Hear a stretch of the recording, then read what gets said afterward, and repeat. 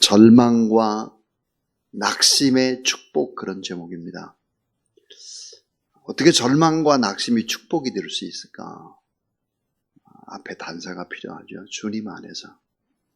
주 안에서는 절망과 낙심도 축복이 된다. 특별히 이 절망이나 낙심은 하나님 앞에서 표현할 수 있다면 그것은 축복이다 하는 그런 내용입니다. 아름다운 도자기를 만드는 방법과 금이 들어있는 돌, 원석에서 정금을 빼내는 방법은 거의 비슷합니다. 흙을 잘게 부수는 작업, 원석을 모두 다 가루로 만드는 작업들을 하죠. 그리고는 뜨거운 불 속에 집어넣는 것입니다. 그래서 특별히 정금을 만드는 방법은 불에 넣어서 녹이는 것이죠. 도자기는 불에 넣어서 1000도 이상, 재벌구이 할 때는 1500도 이렇게 막 올려버리는 것입니다. 같은 것이죠. 자, 이것을 우리의 입장에서는 원석을 전부 깨부셔서 가루를 만들고 불에 녹이는 과정이다. 정금을 만드는 것이, 좋은 도자기를 만드는 것이 그렇게 표현할 수 있을 것입니다. 그러나 하나님의 입장에서 이 정금을 만드는 방법은 불순물을 빼내는 작업, 돌과 정금을 분리시키는 작업, 또 우리의 삶에 이 정금 같은 믿음과 쓸데없는 돌 같은 것이 섞여 있는데 하나님은 돌만 깨 부수는 분이시죠. 자, 인생을 부술 때 그냥 적당히 하나님이 부수는 것이 아니고 가루로 만들고 형체 없이 깨 부수는 작업, 이런 작업들은 하나님이 하신다 하는 것입니다.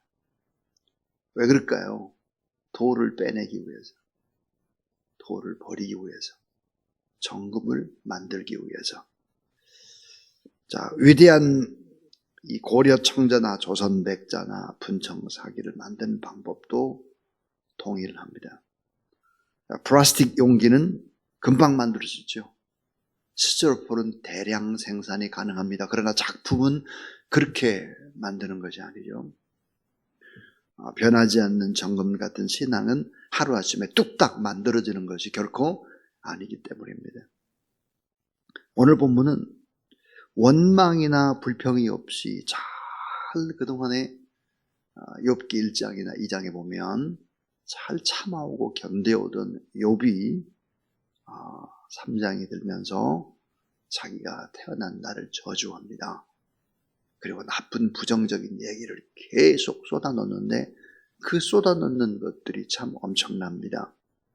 자, 예를 들어서 3절을 보시면 내가 난 날이 멸망하였더라면, 뭐뭐 하였더라면, 산의 아이를 베었다던 그 밤도 그리하였더라면, 하였더라면, 멸망하였더라면, 있더라면이라는 단어가 10번 이상이 오늘 본문의 짧은 본문 속에서 튀어나오고 있습니다. 자, 욥의 탄식입니다. 욥의 탄식. 욥기 1장 21절에 보면 주신 자도 여호와시요 취하시는 자도 여호와시니 오직 여호와의 이름이 찬송을 받으실지어다. 그런 고난 중에도 이렇게 신앙을 고백했습니다. 어제 본문에 보면 또 이렇게 또 신앙을 고백하죠. 우리가 하나님께 복을 받았은즉 재앙도 받지 아니하겠느냐. 이 모든 일에 욥이 입술로 범죄하지 아니하리라 그랬습니다. 욥이 자녀도 잃고 재산도 잃고 집도 잃고 몸에는 병도 얻고 최후의 보리였던 아내도 하나님을 욕하고 죽어라 이렇게 할 때도 여전히 범죄하지 않았는데 오늘 본문에는 원망과 불평과 분노와 저주를 쏟아붓고 있는 내용입니다. 자, 욥이 마음을 먹고 하나님 앞에 막 표현하는 내용들이 무시무시한 내용들이 기록되어 있죠. 어떻게 하나님이 저의 인생을 다 부숴버렸습니까? 완전히 깨부셨습니다. 저의 인생을. 저는 태어난 것이 저주스럽고 어머니도 원망스럽습니다. 그러니까 출생과 죽음, 존재의 모순을 파고들면서 하나님 앞에 항변을 하는 것입니다. 너무너무 제가 저주스럽습니다. 살아온 것이 저주스럽고 태어난 것이 저주스럽습니다. 하나님 앞에 항변을 하는 것이죠. 어떻게 잘 견뎠던 사람이 이렇게 돌변을 할까 하는 것입니다. 여러분, 절망과 낙심도 축복이 될 수 있다라고 하는 사실들을 오늘 본문은 강조합니다. 자, 오늘 세 가지 얘기를 이 본문 속에서 이제 생각해 보겠습니다. 그 첫 번째입니다. 첫 번째는 인생에서 절망과 낙심은 모두 다 경험한다 하는 것입니다. 자, 인생에서 절망이나 낙심은 모든 사람이 다 공통적으로 경험하는 것이다. 누구에게도 예외가 있을 수 없다. 그 어떤 사람도 인생은 쉽지 않습니다. 인생은 누구에게나 어렵습니다. 무겁습니다. 힘든 전쟁입니다. 폭풍 치는 바다 위에 돛단 배 같습니다. 때로는 광야의 길로 가야 합니다. 홀로 갑니다. 외롭습니다. 고독합니다. 인생은 누구나 다 이렇게 절망과 낙심을 경험한다. 이걸 낙심을 경험하지 않는 사람이 없다는 거죠. 다 그렇습니다. 저는 선교사님들로부터 선교 현장의 어려움의 소리를 듣습니다. 그 가운데 특별히 모든 것을 다 바쳐서 자녀처럼 그렇게 키웠는데 배반을 한다는 거예요. 특별히 땅 문서를 몰래 자기 이름으로 해놨다든지 선교사님을 이용했다든지 별별 이야기들을 다 합니다. 선교 현장에서. 그러면서 이분들이 이런 얘기를 덧붙입니다. 목사님, 이제는 좀 목사님의 마음을 알 것 같습니다.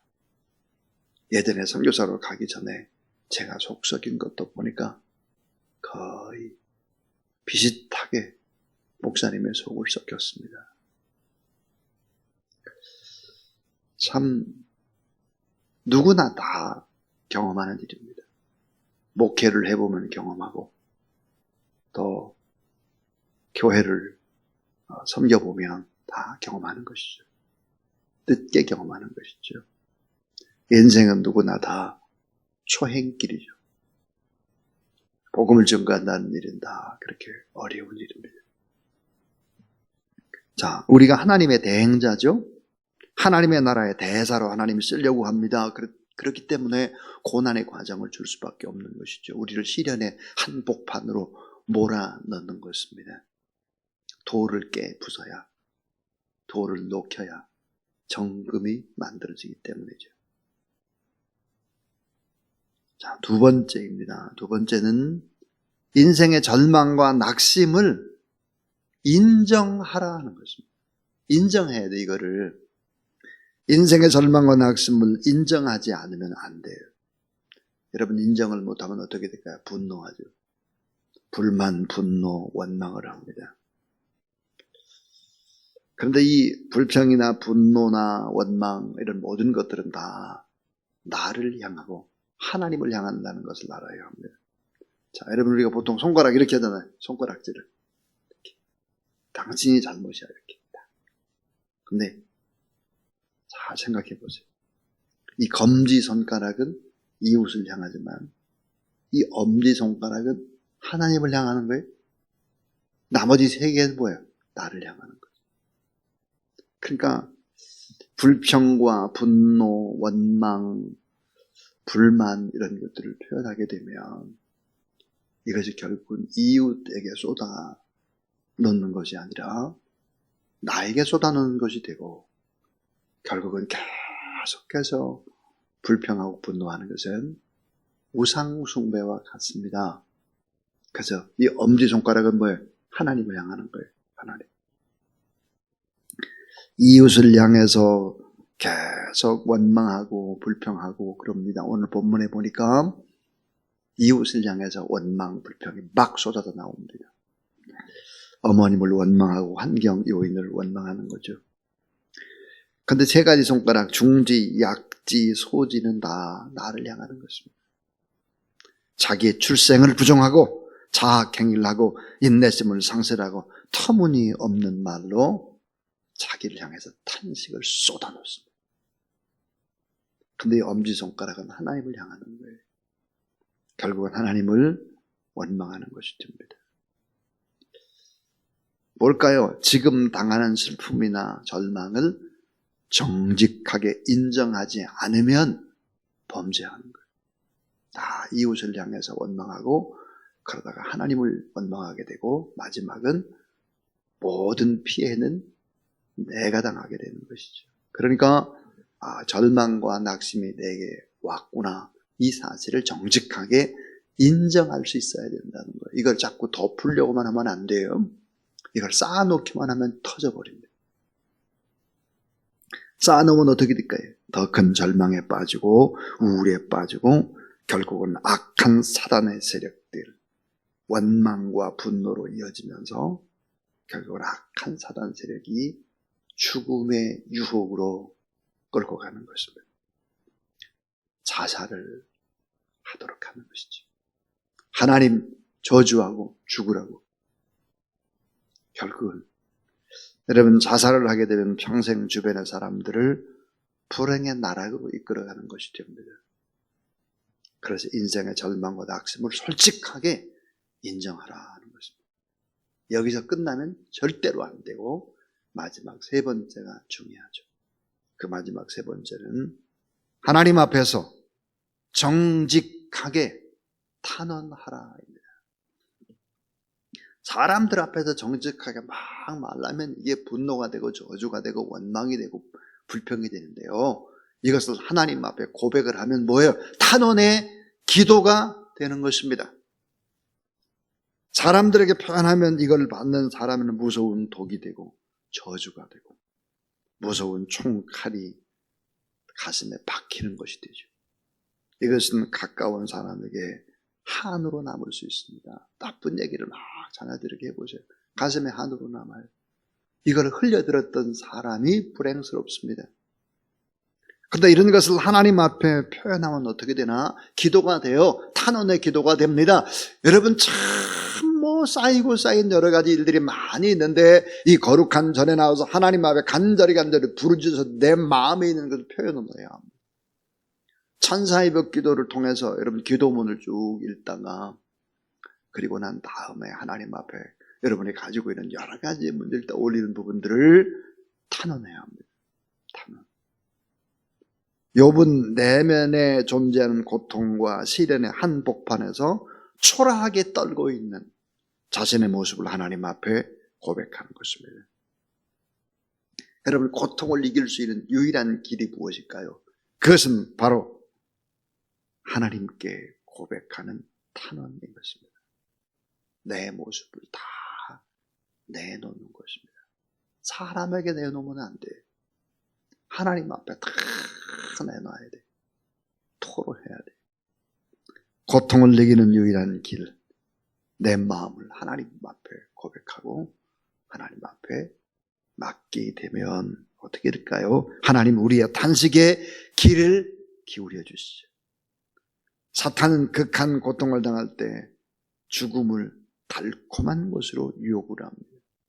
오늘 성경에 여러분 3장 5절을 한번 봐주세요. 3장 5절에 보면 어둠과 죽음의 그늘이 그날을 자기의 것이라 주장하였더라면, 구름이 그 위에 덮였더라면, 흑암이 그날을 덮었더라면, 어둠과 죽음의 그날, 자기의 것이라고 자꾸 유혹을 하는 것이 이렇게. 그런데 우리가 하나님 앞에 답답함을 토로하게 되면 어떤 일들이 벌어질까요? 시편 46편에 보니까 피난처 있으니 환난을 당한 자 다 내게 오라 그랬습니다. 피난처가 되시는 하나님, 수고하고 무거운 짐진 자들 다 내게로 오라. 내가 너희를 쉬게 하리라. 너희는 마음에 근심하지 말라. 하나님을 믿으니 또 나를 믿으라. 피난처에 있으니 환난을 당한 자 다 이리 오라. 하나님이 치료하시고 하나님이 도와주신다. 그랬습니다. 그래서 바울은 하나님 앞에 정직하게 탄원을 한 탄원시가 시편에 많습니다. 하나님이 저 죽을 것 같아요. 너무 힘들어요. 저 사람도 좀 어떻게 손 좀 봐주세요. 이런 얘기, 또 저주를 좀 내리세요. 저 자녀들 다 죽게 해주세요. 막 이런 엄청난 이야기들을 쏟아내놓고 있습니다. 하나님 앞에 정직하게 탄원하라. 이 탄원의 기도는 하나님께서 우리를 피난처로 이끄시고 또 응답으로 함께 하신다 하는 것이죠. 더 좋게 인도하신다 하는 것입니다. 욥은 욥기 1장 2장에서 참 복을 받았다고 생각을 했습니다. 자, 돈이 많아요. 자식들도 많아요. 모든 환경이 좋아요. 신앙생활도 잘해요.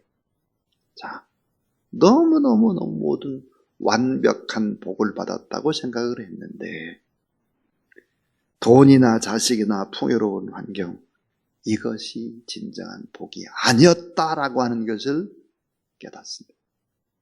여러분, 참 우리가 돈 합니다. 좋은 집 합니다. 자식들이 잘 되는 걸 바랍니다. 이게 복입니까? 욥은 이게 복이 아니었구나. 이것을 깨달았습니다. 진정한 복은 그게 아니었구나. 진정한 복은 오직 여호와 하나님.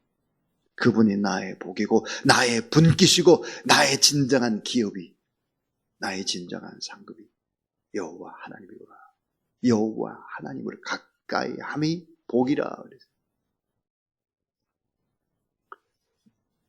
여호와 하나님을 가까이 할 때 나머지는 뭐야? 덤으로 주는 복이에요. 덤으로. 진정한 복이 될 수 없어요. 덤이. 덤 앞에 마음을 뺏기면 이게 어리석은 겁니다. 그렇게 살면 안 되는 거죠. 본체를 볼 수 있어야 되겠죠. 진정한 복이 무엇인지를 욥이 결국은 깨달아가는 것입니다. 오늘 저는 절망과 낙심의 축복 그랬습니다. 어떻게 절망과 낙심이 축복이 될 수 있나? 단서는 주 안에서입니다. 주 안에서 절망하고 주 안에서 낙심을 할 수 있다면 이것은 축복이 될 수 있다 하는 것입니다. 인생에서 절망과 낙심은 모두 다, 모든 사람이 다 경험하는 것이다. 예외가 없다. 인생의 절망과 낙심을 내 스스로 인정을 할 수 있어야 돼. 인정하라. 인정하기 싫어서 고이고이 가슴에 쌓아두기만 하면 안 된다. 그래서 하나님 앞에 정직하게 탄원의 기도를 하라. 여러분, 하나님이 가까이에서 들으시고 또 더 좋게 복되게 인도하신다 그랬습니다. 자, 이제 찬송가 70장을 보시면 오늘 이 본문의 말씀을 잘 요약해주는 찬송이 바로 70장인데요. 한번 70장. 피난처 있으니 환난을 당한 자 이리 오라 그랬어요. 하나님은 우리의 피난처시요 힘이시니 시편 46편 1절 말씀을 토대로 해서 이 70장을 기록하고 있습니다. 한번 찬양하겠습니다.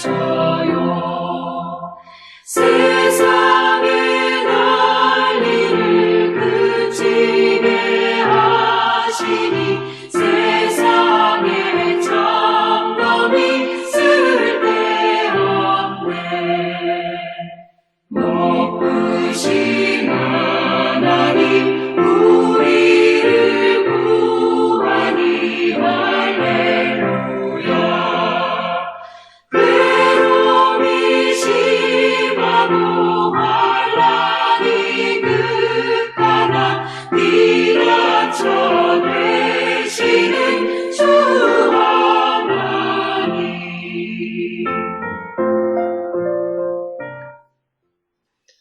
만유주 하나님, 우리를 도우시는 피난처가 되시는 것 감사하고, 오늘도 하나님 앞에 또 1000시간의 기도로 나가고 또 거룩한 새벽의 예배로 나갑니다. 성령 하나님 함께 하시고 도우셔서 기도하는 자리, 하나님을 만나는 자리, 하늘의 문이 열리는 자리, 우리가 가지고 있는 여러 가지 삶의 문제를 탄원할 때 피난처가 되어주시고 응답으로 함께 해주실 우리 주님을 찬양하고 주님을 의지하나이다. 오늘 내내 이 성전에서 기도하기 위해서 오는 모든 발걸음들 하나님 다 축복으로 역사해 주시기를 원하옵고, 예수 그리스도의 권세로 기도하오며 이제는 구주 예수 그리스도의 무한하신 은혜와 하나님의 사랑과 성령의 능력과 권능의 역사하심이 이 새벽에도 하나님 앞에 나와 예배드리고 또 계속해서 이 성전에서 드리는 1000시간의 기도 가운데 응답으로 함께 해주시기를 간절히 축원하옵나이다. 아멘.